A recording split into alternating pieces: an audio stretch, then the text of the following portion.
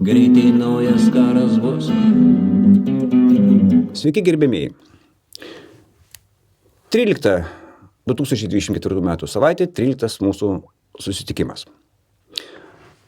Jeigu pastebėjote, aš kiekvieną kartą kreipiuosi sveiki. Ne dėl to, kad negaliu pasakyti labas rytas, labas vakaras, laba diena. Dėl to, kad kai kreipiesi sveiki, tai tokiam neurolingvistiniam lygmenį linki sveikatos. Linkiu jums sveikatos. Aš dabar gerai atrodau kairę akim ir džiugi žinia yra, kad to priežastis yra spaudimas.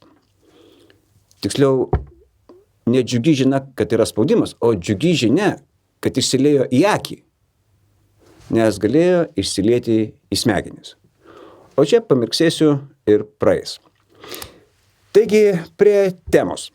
Praeitą kartą kalbėjau apie Claymore minas ir manau, kad likau skolingas detalesnį paaiškinimą. Skaidrėje matome daiktą su priekinė dalimi, kur parašyta towards the enemy. Ten yra viduj šratukai, sprogstamas užtaisas, distancinis valdymas ir atstumai. Žudymo zona 50 metrų. Tam, kad padaryti ištisą žudymo zoną, galima padaryti kelias minas linijoje. Tai iš 50 metrų galima pastatyti daugiau. Labai efektyvus ginklas. Saugus, jeigu pats saugiai su juo elgiesi, tai turi būti saugus atstumas ir nuo paleidimo. Taigi, tema, apie kurią norėjau pakalbėti šiandien, tai Rusijos ir Japonijos karas 1904-1905 metai. Matome karikatūrą, tyčia parašiau datą, kada jinai nupiešta, tiksliau publikuota. Tai gerokai ilgiau iki karo, bet ką matome šitame piešiny? Matome, kad sėdi trys žvejai, japonas, kinietis ir rusas, ir žvejoja tą pačią žuvį, Korėją. Ir tada mes turėtumėm pagalvoti, kodėl tokiais metais atsiranda toksai piešinys ir kas apskritai tame regione vyksta. Taigi, galėčiau taip gal iš toli pradėti, kad Vladivostokas sukurtas 1860 metais. Kas nutiko 1860 metais? Pasibaigė antrasis Opijaus karas. Antrasis. O kodėl prasidėjo pirmasis? Prasidėjo dėl to, kad Britai prekiavo su Kinija ir realiai iš Kinijos norėjo trijų dalykų. Porceliano, šilko ir arbatos. Kiniečiai nieko nepirko mainais. Norėjo tik tai sidabro. Sidabro atsargos, jos turi ribojimo laiką, neužauga taip kaip arbata. Ir tada Britai sugalvojo narkobiznį.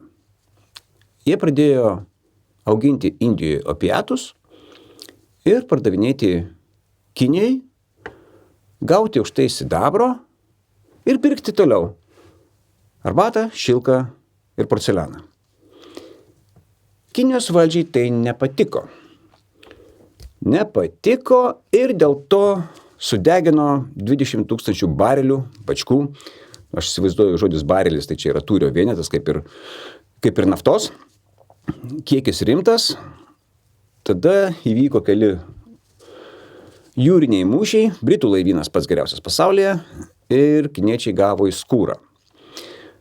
To pasikoje Honkongas tapo britiškas ir prasidėjo įvairios dalybos.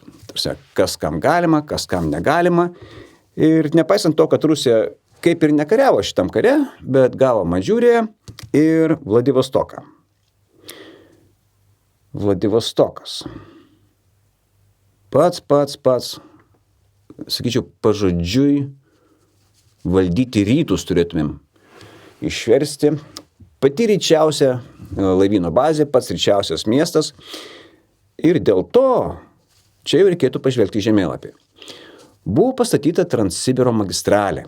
Tai yra iš Europos iki Vladivostoko. 7000 kilometrų. Pažvelkime į žemėlapį. Štai mes matome pamatę Rusiją Ir Transsibiro magistralė buvo iš europinės dalies pastatyta iki Vladivostoko. Dalis ėjo per dabartinės Kinijos teritoriją, kuri nebuvo tuo metu Kinijos teritorija. Atskira atšaka ėjo į Port Arturą, kitoj schemoje pamatysite. Visą tą reikalą prižiūrėjo būsimasis karalius Nikolajus II.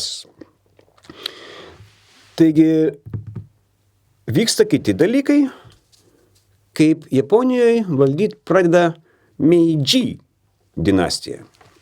Ir nuo 1868 metų šita dinastija žiūri į vakarus ir galvoja, mums laikas pradėti modernėti. Važinėja žmonės po pasaulį, žiūrėjo, domisi ir formuoja japonų laivyną, britų pavyzdžių, o sausumos pajėgas formuoja prūsų pavyzdžių. Ir kai atsiranda nauji tokie dariniai, tai atsiranda grėsmė karui. Prasideda Kinijos karas su Japonija 1894, 1895. Ir to karo metu japonai sumuša kinus, gauna Taivanį, Peskadorų salas šalia Taivanės ir Liaodongo pusiasalį. Bet pasaulio galingiesiems tai nepatinka. Ir Japonijai liepta perduoti Liaodongo pusiasalį rusams. Taip atsiranda Port Arturas. Uostas Liaodongo pusiasalio pačiam gale. Bet prie to mes tuoj prieisime, nes atsitinka dar vienas dalykas, kuris šokiruoja. Bokserių sukilimas. Mes žiūrime į skaidrę, matome bokserį, matome, kaip sakant, dešiniai tos bokserius, matom jų ženklą ir kariauja prieš boksininkus, iš tikrųjų reikėtų versti, 8 valstybių aljansas – Japonija, Rusija, Vokietija, Britanija, Prancūzija, Italija, Austrija, Vengrija ir Jungtinės valstijos. O kodėl tai atsitinka? Dėl to, kad boksininkams nepatinka vakarų įtaka Kinijoje. Jie nužudo 2 vokiečių kilmės misionieriai. Krikščionys ir visi kiti užsieniečiai yra priešai ir pirmas šūkis yra nuversti Cingsi ir išvaryti visus užsieniečius. Cingsi tai buvo imperatorinė tuo metu, nes būsimasis imperatorius buvo dar labai mažas.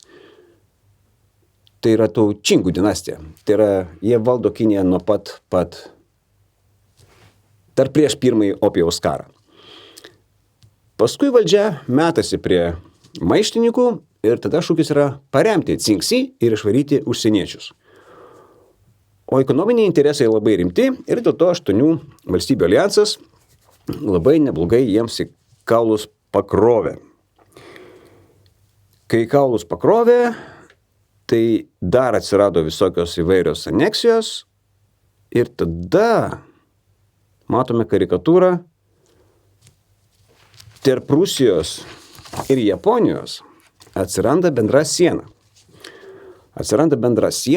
Ir matome, kad šitoj karikatūrai netgi užrašai yra rusiški. Mandžiūrija, Port Artur. Ir tada prasideda įdomios dėrybos, kur rusai sako, sukurkim neutralią zoną iki 39 paralelės platumos.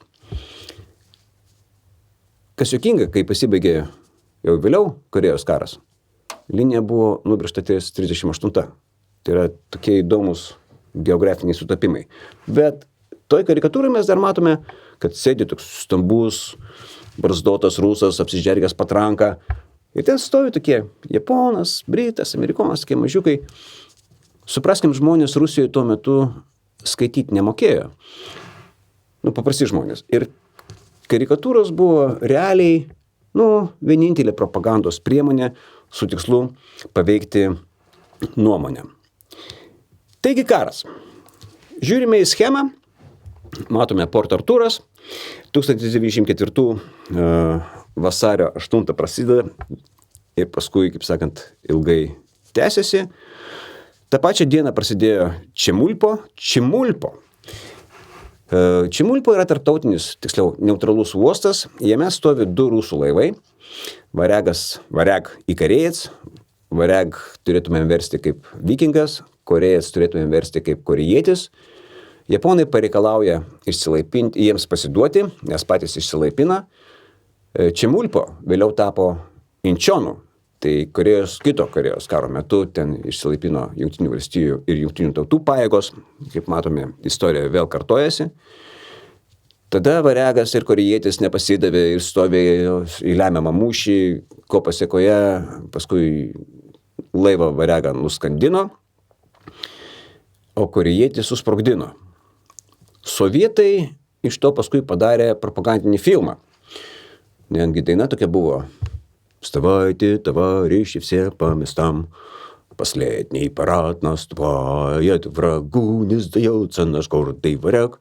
Пощады никто не желает. Taigi, carinis laivynas gražiai nusižudo, mūšis buvo beviltiškas, bet sovietai vis tiek padaro propagandinį filmą, nes matyt, iš to vis tiek galima kažką išspausti, priversti visus aukotis vardan caro, kad ir kas jisai bebūtų. Tai kita skaidrė, mes matom kelias nuotraukas Varego, bet kodėl aš įdėjau tokį šiaurinės dalies žemėlapį Japonijos? Dėl to, kad Japonai Varegą pakėlė, suremontavo, pavadino jį Soja. Ir aš kažkaip susimačiau, kodėl Soja? Galvoju, negi padažas. Ne padažas, dėl to, kad tai yra šiauriausio pusiasalio pavadinimas Japonijoje. Taigi, svarbiausi mūšiai buvo visgi jūroje, bet ne kam svarbesni buvo Mukdeno mūšis ir, aišku, pačio Porto Artūro paėmimas. Sekančiai skaidriai matome Nogai Marusekę, jisai centre, šalia rusų generolo Anatolijus Štesel, po to, kai rusai pasidavė Porte Artūre 1905 sausio 2. Japonai nesuprato, nes jie rado pilnus sandėlius, didžiulės maisto atsargas ir nesuprato, kodėl rusai pasidavė. Jiem kažkas liepė. Taigi nebuvo vieningumo vadovaujant. Rusijos laivynas iš Baltijos jūros vis dar keliauja, stengiasi atvykti ir padėti, bet ties Mukdenu įvyksta kitas mūšis, kur rusų sausumos pajėgos nusprendžia pakeisti poziciją ir tvarkingai atsitraukti. Tvarkingai nesigavo, o japonai pagalvojo, kad bėga. Rusai nebėgo, jie tiesiog netvarkingai traukėsi. Bet tai buvo tokia didžiulė klaida, kad rusai labai neblogai gavo į skūrą. Nogi Marusekė. Jisai kaip ir laimėjo šitą karą, nors šiaip karas buvo laimėtas jūroje, bet šitame kare prarado abudu sūnus. Vienas buvo sužeistas į pilvą ir nukraujavo per operaciją, o kitas atakos metu pasklydo, prasiskėlė galvą ir numirė. Tai kai savo vadovaujamą operacijoje prarandi 2 sūnus ir dar kažkokio pėstininko pulko vėliavą, jisai paprašė imperatoriaus leidimą padaryti sepuko. Bet jau, kai buvo pasibaigęs karas, imperatorius neleido. 1905, gegužės 27, gegužės 29, visgi Baltijos laivynas sugeba ateiti iki Tsušimos sąsiaurio, stoti į mūšį ir nuskesti. Baltijos jūros laivynas keliavo iš Baltijos jūros į čia. Iš viso 33 000 kilometrų keliavo 7 mėnesius. Vadovavo toksai Roždesvinskis. Per tuos 7 mėnesius realiai ir situacija pasikeitė. Ta prasme, bet dalis laivų nuėjo per Sueco kanalą, jie susitiko ties Madagaskaru, iš viso 48 laivai. Kaip jau bandžiau paminėti, kažkur čia paskandino britų žvejybinį laivą, nes pagalvojo, kad tai japonų torpedinis kateris. Koks kvailys turėjo pagalvoti, kad japonų torpedinis kateris iš čia ateis iki čia. Taip. Tarsi torpediniai kateriai tiek nevaikšto. Neturėtų. Tai jie ėjo ir kadangi vyksta karas, tai kaip ir niekas nenori duoti anglių. Bet vokiečiai duoda anglių. Nes vokiečių interesas yra išstumti iš Baltijos Rusijos laivyną ir šiaip Vilhelmas Nikolajus sako, susitarkim taip, aš karaliausiu Atlanto vandenyje, o tu karaliausi Ramiajame vandenyne. Ir šiaip Rusijos ekspansija į rytus, pradedant nuo Aleksandro ir paskui Nikolajus II, buvo pakankamai efektyvi. Ir tuo metu, kai jie aplinkui čia susitiko, atkeliavo iki Tsušimos, tai yra Tsušima čia, prie pat Pietų Korėjos, tai tokiu būdu visas Baltijos laivynas ir išnyko. Tylos minutė. Tylos minutė. Džiaugsmo tylos minutė. Vien tik tai šio mūšio metu Tsušimai rusai prarado 5,000 žuvusiais, 800 sužeistais ir dar 6,000 papulusiai nelaisvę. Japonai Tsušimoje prarado 117 žmonių žuvusiais, 583 sužeisti. 3 laivai nuskendo pas japonus, visas rusų laivynas buvo arba paskandintas, arba perimtas, arba atiduotas, internuotas Kinijai. Sausumoje dar tęsiasi. Ir sekančiai skaidriai mes matome 2 prezidentus. Rooseveltą ir Hooverį. Tik tai Hooveris dar ne prezidentas. Rooseveltas, jisai už taikos derybų organizavimą tarp Rusijos ir Japonijos nusipelnė ir gavo taikos premiją, Nobelio taikos premiją. Sutartis pasirašyta Portsmute, Jungtinėse valstijose. Hooveris tuo metu yra Pekine. Ir dar bokserių sukilimo metu jisai, būdamas kalnakasybos inžinierium, stovi sargyboje su 38 kalibro mauzeriu. Pistoletas. Kovo 29 dieną 1911 metais savo tarnybą pradėjo Colto. Pistoletas, Coltas 1911 ir skaidrėje matome senuko nuotrauką, puikiai atrodo. Ir dar matome 3 skirtingus šovinius. Vienas šovinys yra per vidurį paprastas, vienas ekspansinis ir kitas šiaip labai įdomus, toksai šratinis. Kodėl reikalingi tokie šoviniai? Šitie šoviniai vadinosi snapshot arba rat shot. Šaudyti gyvates ir žiurkes. Nes kare yra pilna gyvūnų, kurie mums nėra draugiški. Kartais dėl to, kad mes gyvenam jų teritorijoje, kariaujam, jie to nesupranta, o žiurkės, netgi dabar, pavyzdžiui, Ukrainoje, žiurkės yra problema apkasuose, nes jos lenda prie maisto likučių ir tie sausi daviniai, kur maistas yra ne konservuose, o maišeliuose, žiurkėms yra įveikiami. Taigi, šlovė Ukrainai, ačiū Jums už dėmesį, iki kitų susitikimų. Greitai naujas karas bus, per Kalėdas ar Velykas. Greitai naujas karas bus, greitai